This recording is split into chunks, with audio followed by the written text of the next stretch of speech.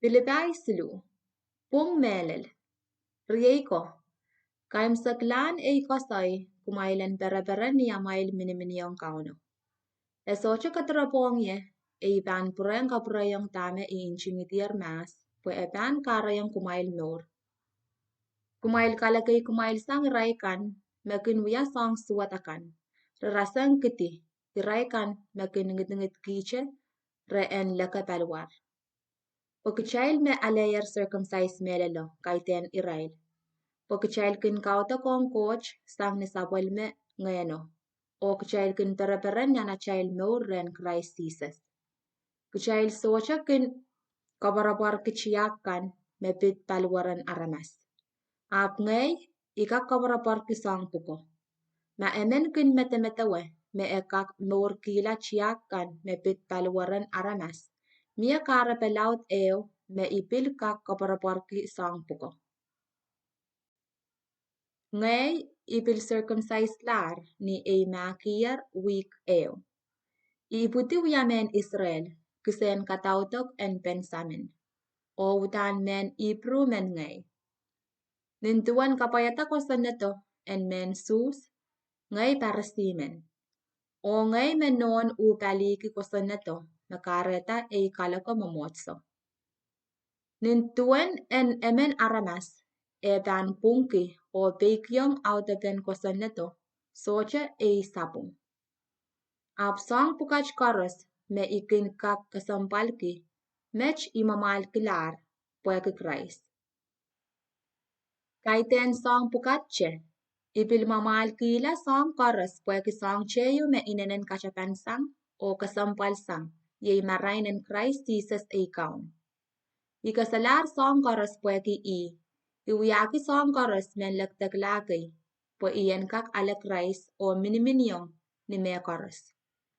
Solar pain pung, sangan pung me emen kak anki sang ni pekyong kosan neto. Ap mech iyanki yer sangan pung me pulsang ni poson Christ, pungo me kin pulsang ren coach o me pasan kita poson. Iche me imen ese, iyan ese Christ o pen manamanen sabal me yasata. Pwe iyan yang nan sabal me lokolokan o piltuela nan sabal me pola ni kaparaparki me pain ngay pilpan yasata sang mela.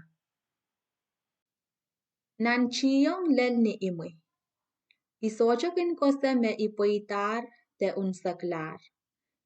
Ikin nan chiyong iyan aleti kisakiso po Christ Jesus kachin sabal man kinyalar. Melel rieko. Isocha man le meyong me ialetier kisakiso. Apsang cheyo me ikin wuya. Ikin manokwela tame mi muri. O wuya uwane ikak po iyan lel tame mi moy. Eri. Ikin wanawonga che ni imwi. Po iyan kak aleti kisakiso. Ye pekaren coach sang ren Christ Jesus ong ni meuran towe. Eri. Kichay koros me teilar ni palingen en anki sangan lamalam wach. Ap mamia ekay kumail me anki sangan lamalam me chorora sang mech coach pan kachin kasalayang kumail. Eriso, kuchail en nanchilache mowe nintuan kosonetakan me kuchail iteitawener laulel mech. Riyay ko koros, kumail en pil nanchiyong alasangye. Sawiyatar men kalmangi mau on kumail. Kumail erchek raikan makin itawen. Tak chocho mas ipatakiyang kumail tuwan mech. O ansowech ipilpan kaprayang. Yang aki pilen mese.